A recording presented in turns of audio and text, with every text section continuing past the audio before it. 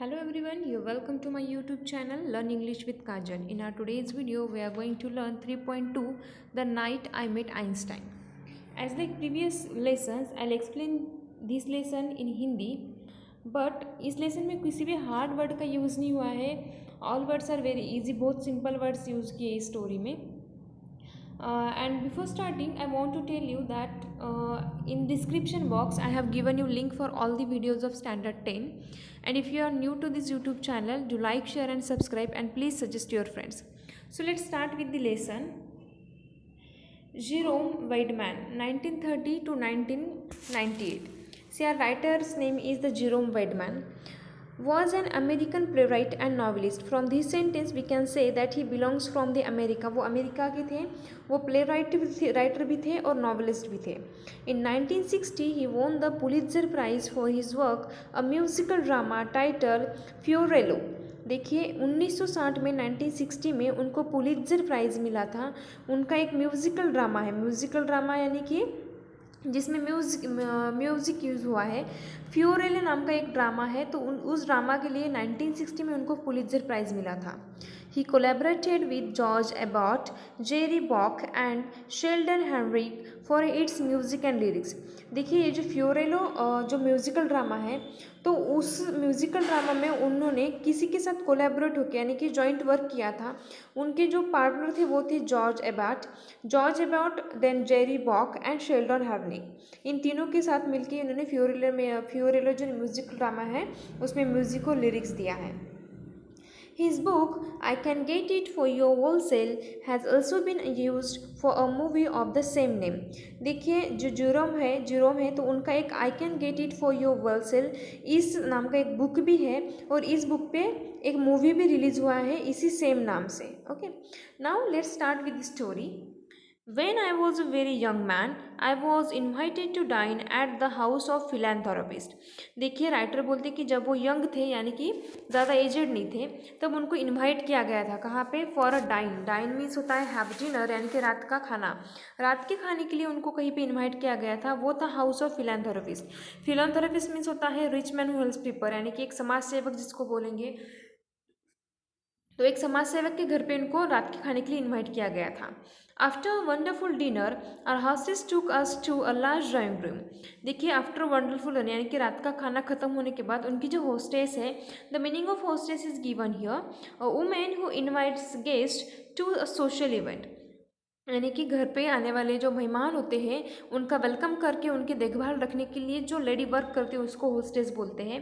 तो after dinner यानी कि इनका रात का खाना ख़त्म होने के बाद इनकी जो होस्टेस थी वो उनको एक ड्राइंग रूम में लेके गई. चेयर्स वेयर बीइंग अरेंज्ड, जहाँ पे उस ड्राइंग रूम में क्या थे यानी कि मेहमानों के लिए बैठने की जगह अच्छे से यानी कि एक व्यवस्था की गई थी. I am arranging the chairs for a concert my hostess said. तो इनकी जो होस्टेस है राइटर की वो राइटर से बोलती है कि कॉन्सर्ट यानी कि performance of music by players और सिंगर्स, यानी कि स्टेज पे कोई म्यूजिक परफॉर्मेंस होने वाला है तो उसके लिए मैं आपके लिए चेयर्स अरेंज कर रही हूँ. We are going to listen to a very good pianist. और वो होस्टेस क्या बोलती है, मैं चेयर्स भी अरेंज कर रही हूँ और हम एक अच्छे से बहुत ही फेमस पियानिस्ट को सुनने जा रही है. पियानिस्ट में someone who plays the piano, यानी कि एक पियानो का वहाँ पे कॉन्सर्ट है, म्यूजिक प्ले होने वाला तो हम उसे सुनने वाले हैं. दो every one else was very happy I was not. Writer बोलते हैं वो जो पियानिस्ट है उसका जो परफॉर्मेंस अभी होने वाला था वो सुनने के लिए सभी लोग क्या थे, बहुत हैप्पी थे, बट मैं हैप्पी नहीं था. आई did not understand classical music. वो क्यों हैप्पी नहीं थे? बिकॉज वो बोलते कि मुझे क्लासिकल म्यूजिक बिल्कुल भी समझ में नहीं आता.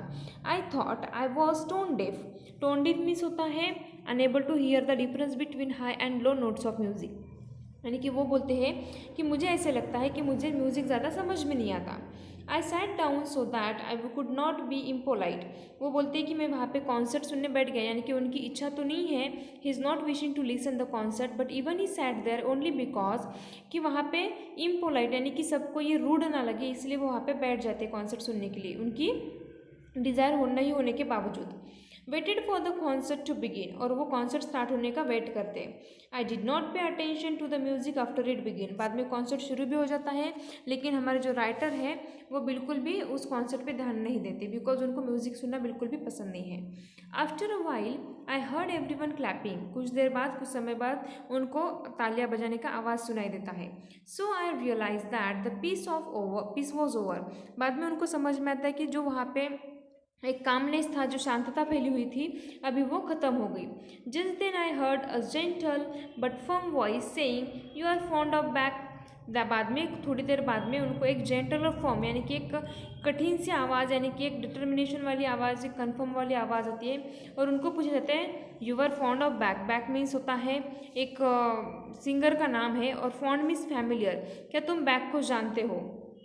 यानी कि देखिए यहाँ पे जो दिया है आई हर्ड एवरीवन क्लैपिंग, यानी कि काफ़ी सारी तालियों की उनको आवाज़ सुनाई थी, और बाद में उनको समझ में आया कि कॉन्सर्ट अभी, वो जो म्यूज़िक है वो अभी स्टार्ट हो चुका है, और जो पीस है वहाँ पर वो ख़त्म हो चुका है। I knew as much about Bach as I did about nuclear physics, वो बोलते हैं मुझे बैक के बारे में उतना ही पता था जितना मुझे न्यूक्लियर फिजिक्स के बारे में पता था। यानी कि वो ऐसा कहना चाहते हैं कि उनको बैक के बारे में कुछ भी पता नहीं था। एक आवाज़ आती है ना उनके पीछे से, और उनको पूछते कि क्या तुम्हें बैक के बारे में पता है, तो इनको बैक के बारे में कुछ भी नहीं पता। I was going to say something ordinary so that I could get out of the situation, वो बोलते हैं I was going to say something ordinary, यानी कि मैं कुछ ऐसे बोलना चाहता था कि ताकि वो बोल के मैं उस सिचुएशन से बाहर आ जाऊँ। यानी कि उनको बैक के बारे में ज़्यादा डिस्कशन नहीं करना था, क्योंकि वो नहीं जानते। I turn in order to look at my neighbour and I saw a very famous face, वो जिसने पूछा था कि क्या तुम बैक को जानते हो, तो ये क्वेश्चन जिसने पूछा था, तो राइटर क्या करते हैं, उसकी तरफ, फेस की तरफ देखते कि ये क्वेश्चन किसने पूछा, तो वो क्या देखते हैं, आई saw a very famous face, उनको एक बहुत ही फेमस पर्सन का फेस उनको दिखाई देता है, नहीं कि किसी फेमस पर्सन ने उनसे पूछा था कि क्या तुम बैक को जानते हो। It was someone with a shock of white hair and pipe, और वो जो पर्सन था जिन्होंने क्वेश्चन पूछा था वो कैसा था, उसके जो हेयर्स थे वो वाइट थे, और जैसे जैसे कि उसको उनके हेयर्स को शॉक लगा, ऐसे वो हेयर्स खड़े थे, वाइट थे, एंड उनके मुँह में पाइप था। I knew that I must tell this man the truth, और बाद में राइटर बोलते हैं पहले तो वो झूठ बोलना चाहते थे, कुछ भी कह के उनको वो टॉपिक वही क्लोज करना चाहता थे, लेकिन अब वो बोलते हैं कि मुझे अभी पता है कि मुझे उस पर्सन को सच बोल देना चाहिए। He looked at me as if my answer was very important, और वो जो पर्सन था वो ऐसे देख रहा था राइटर की तरफ जैसे कि राइटर का आंसर बहुत ही इंपॉर्टेंट है। See from this line it was someone with a shock of white hair and pipe, इस लाइन से हमें पता चलता है कि वो जो क्वेश्चन है you are fond of Bach, तो ये क्वेश्चन किसने पूछा था, एल्बर्ट आइंस्टाइन ने पूछा था। बिकॉज एल्बर्ट आइंस्टाइन के अगर आपने फोटो देखी होंगी तो आपको दिखेगा कि उनके जो हेयर्स है वो वाइट है, और वो बहुत ही we can say rough hair से, जैसे कड़क, जैसे कि उनको शॉक लगा है वैसे हेयर से, और उनके मुंह में हमेशा पाइप होती है। तो obviously from this line we can say कि ये जो क्वेश्चन है ये उनको बैक के बारे में अल्बर्ट आइंस्टाइन ने पूछा था। बाद में पहले तो वो झूठ बोलना चाहते थे, बाद में वो बोलते कि नहीं इतनी फेमस पर्सनालिटी है तो मैंने सच बोल देना चाहिए। और जो अल्बर्ट आइंस्टाइन है तो वो हमारे राइटर की तरफ ऐसे देख रहे थे, उनके आंसर का ऐसे वेट कर रहे थे जैसे कि राइटर का आंसर उनके लिए बहुत ही इंपॉर्टेंट है। I do not know anything about back I said, वो बोलते हैं कि मुझे बैक के बारे में कुछ नहीं पता, राइटर बोलते हैं कि मुझे बैक के बारे में कुछ भी नहीं पता। I have never heard any of his music, और मैंने ना ही कभी बैक का म्यूजिक सुना है।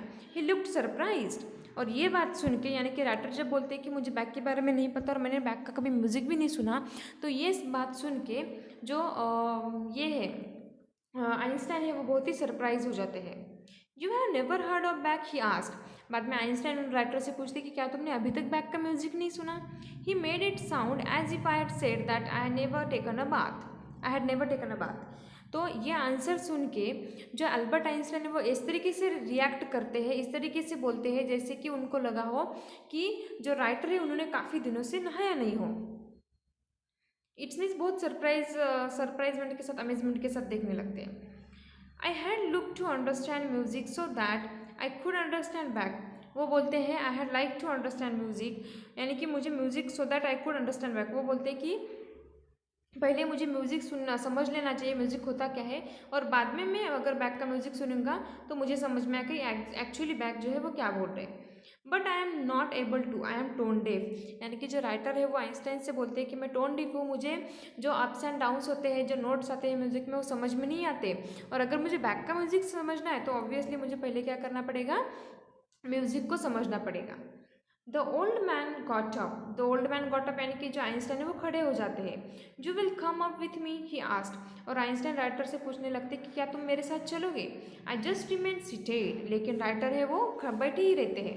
आई am requesting you to come with me he said again, बाद में आइंस्टाइन फिर से बोलते हैं कि मैं तुम्हें रिक्वेस्ट कर रहा हूँ कि प्लीज़ तुम मेरे साथ चलो। सो आई वेंट अप विथ ही, बाद में राइटर उठ के उनके साथ चले जाते हैं आइंस्टाइन के साथ। He took me to a room which had a gramophone in it, और जो आइंस्टाइन है वो इनको कहाँ पे लेके जाते हैं, राइटर को एक ऐसे रूम में लेके जाते हैं जहाँ पे भी ग्रामोफोन रखा होता है। ग्रामोफोन का मतलब होता है machine for playing recorded music. यहाँ पे देखिए आपको, यू कैन सी, यहाँ पे ग्रामोफोन का पिक्चर दिया है। What kind of music do you like, और जो आइंस्टाइन है वो राइटर से पूछते हैं कि तुम्हें कौन सी तरीके का म्यूजिक पसंद है, कौन सा म्यूजिक पसंद है। वेल आई आंसर्ड, राइटर बोलते हैं well I like songs that have words, मुझे ऐसे सॉन्ग्स पसंद है जिनमें वर्ड्स होते हैं। The kind of music where I can follow the tune, और ऐसा म्यूजिक पसंद है जहाँ पे कि मैं उस ट्यून को, उस म्यूजिक को फॉलो कर सकूँ, वो जो वर्ड्स होते हैं उसमें वो मैं गुनगुना सकूँ। यानी कि सिर्फ म्यूजिक ही नहीं पसंद मुझे, तो उसमें वर्ड्स होना भी ज़रूरी है। He smiled and nodded. Obviously, please. Nodded means moved head up and down, indicate agreement. यानी कि जो आइंस्टाइन है वो एग्री हो जाते हैं और वो बोलते हैं please you can give me example perhaps. बाद में आइंस्टाइन बोलते कि क्या तुम मुझे कोई एग्जाम्पल दे सकते हो, यानी कि कोई एक पर्टिकुलर सॉन्ग बता सकते हो जो मैं तुम्हें बजा के दिखा सकूँ। I told him I like anything by Bing Crosby. बाद में जो राइटर है वो बोलते कि ठीक है, मुझे बिंग क्रॉसबाय नाम के जो अमेरिकन सिंगर है उनका कोई भी म्यूजिक चलेगा, उनका कोई भी म्यूजिक मुझे पसंद है। At once I could hear Bing Crosby's voice filling the room. बाद में जो आइंस्टाइन है वो बिंग क्रॉसबाय का जो म्यूज़िक है वो वहाँ पे स्टार्ट कर देते हैं, और वो म्यूज़िक सुनने के बाद राइटर को ऐसे लगता है कि पूरे रूम में बिंग क्रॉसबाय का म्यूज़िक जो भर चुका है। Now can you please tell me what you just heard, he said. बाद में आइंस्टाइन जो है वो राइटर से पूछते हैं कि क्या तुम मुझे भी बता सकते हो कि तुमने अभी अभी क्या सुना है। The simplest answer seem to be to sing the lines, so I sang it back to him. The simplest answer seem to be sing the lines, और जो हमारे राइटर है उनको लगा कि इस क्वेश्चन का आंसर कैसे दे, कि जैसे कि आइंस्टाइन ने पूछा था कि तुमने अभी जो सुना है, बिंग क्रॉसबाय का म्यूजिक जो सुना है वो मुझे बताओ क्या सुना है। तो इसका सिंपली वो आंसर कैसे देना चाहते थे, जो सुना था वो फिर से गा के दिखाना। सो आई saying it back to him, इसलिए राइटर ने फिर से वही लाइन जो है वो सिंगिंग करके बताई। He smiled, you are not tone deaf, he said. बाद में आइंस्टाइन जो राइटर से बोलते हैं, स्माइल करते और बोलते हैं कि you are not tone deaf, यानी कि जो म्यूजिक के नोट्स होते हैं, अप्स एंड डाउन्स होते हैं, तो वो तुम्हें समझ में आते हैं, तुम टोन डेफ नहीं हो। आई told him this was one of my favourite songs. तो बाद में राइटर बोलते हैं कि ये जो सॉन्ग है ये मेरा फेवरेट सॉन्ग्स में से एक सॉन्ग है। Something I had heard hundreds of time, और इस सॉन्ग को मैंने 100 टाइम सुना होगा, यानी कि सैकड़ों बार मैं इस सॉन्ग को ऑलरेडी सुन चुका हूँ। So I didn't really prove anything, so it didn't really prove anything. इसी की वजह से ये इससे कोई प्रूव नहीं होता, क्योंकि ये सॉन्ग मैं पहले काफ़ी बार सुन चुका हूँ और इसलिए मुझे पहले से ही आता है, ये सॉन्ग मेरे लिए कुछ नया सॉन्ग नहीं है। नॉनसेंस सेड आइंस्टाइन, आइंस्टाइन बोलते हैं कि नॉनसेंस इट प्रूव्स एवरीथिंग, यानी कि तुमने अभी जो गा के दिखाया है इससे सभी बातें प्रूव होती है। Do remember your first arithmetic lesson in school, और आइंस्टाइन जो वो बोलते हैं कि क्या तुम्हें स्कूल में जो तुमने अरिथमेटिक लेसन था, तुम्हारा जो पहला लेसन था वो याद है। Suppose at your very first contact with numbers, your teacher had ordered you to work out a problem in say long division and fraction. Could you have done it? बाद में जो आइंस्टाइन है वो पूछते कि क्या तुमने जब स्कूल में अरिथमेटिक का पहला लेसन पढ़ा था वो याद है क्या। सपोज अगर ऐसे हो जाता कि अगर तुम्हारा सबसे पहले your first contact with number, अगर तुम्हें यानी कि नए नए नंबर्स की जब जान पहचान हो जाती है, तभी अगर तुम्हारे टीचर ने तुम्हें ऑर्डर दिया होता कि एक प्रॉब्लम दिया था, अगर यानी कि नए नए तुम्हें नंबर्स पता चले और उसी समय अगर तुम्हारे टीचर ने तुमको बोला होता एक प्रॉब्लम सॉल्व करने के लिए, और उन्होंने कहा होता कि लंबे लंबे डिवीजन और फ्रैक्शंस कर लो, सॉल्व कर दो, कि क्या तुम कर पाते। No, of course not. तो हमारे राइटर बोलते कि नहीं, ऑब्वियसली मैं नहीं कर पाता वो। Exactly it is like learning maths. तो वो बोलते हैं, आइंस्टाइन जो है वो बोलते हैं कि हाँ एग्जैक्टली जो म्यूज़िक है वो भी मैथ्स के जैसा ही है। You have to learn addition and subtraction in order to do multiplication and division. वो बोलते हैं कि पहले ऑब्वियसली मैथ में जैसे हम एडिशन एंड सब्सट्रैक्शन सीखते हैं मल्टीप्लिकेशन डिवीजन सीखने के लिए, वैसे ही म्यूजिक में भी करना है। Now I am playing something a little more advance.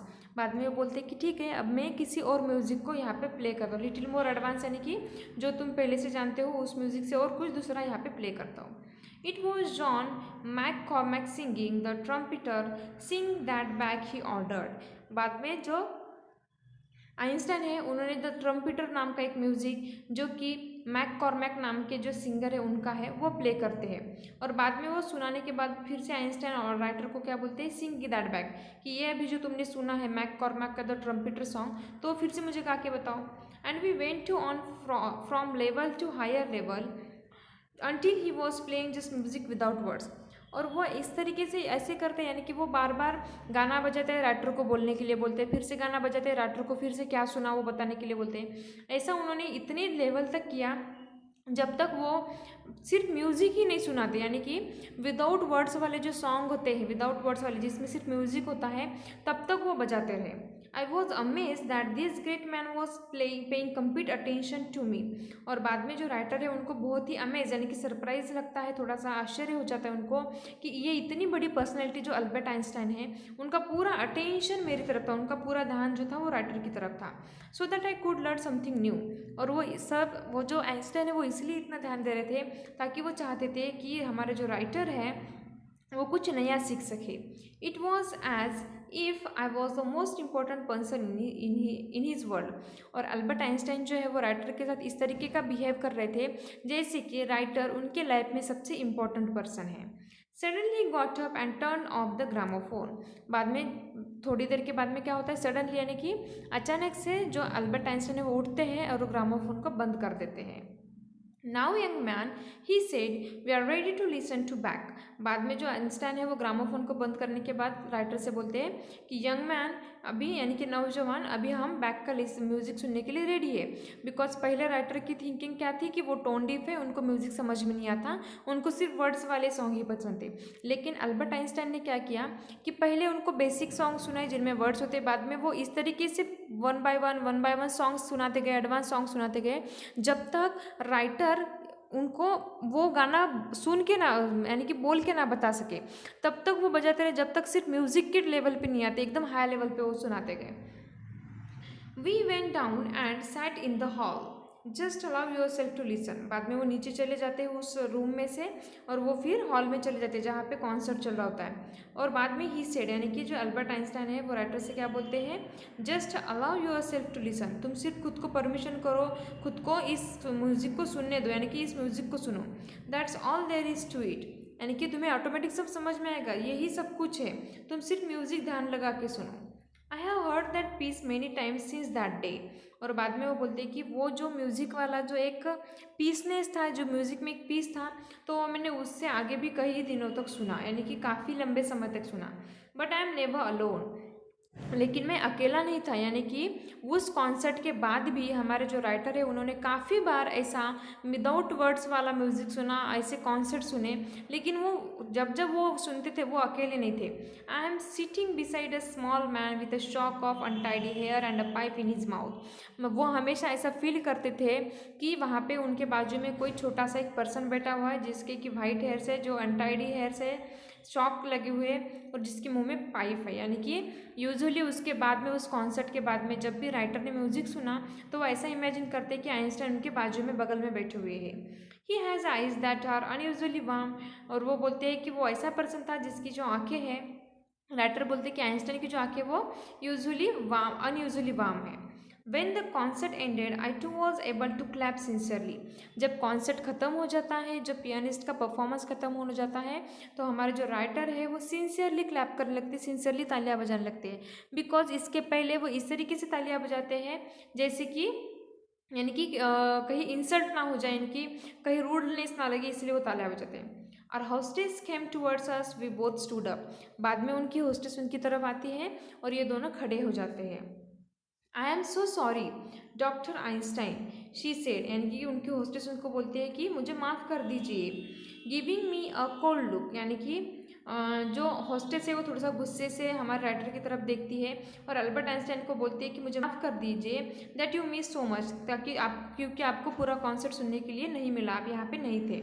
I am sorry too, he said. बाद में आइंस्टाइन जो है वो आंसर करते उस होस्टेस को कि मुझे भी माफ़ कर दो।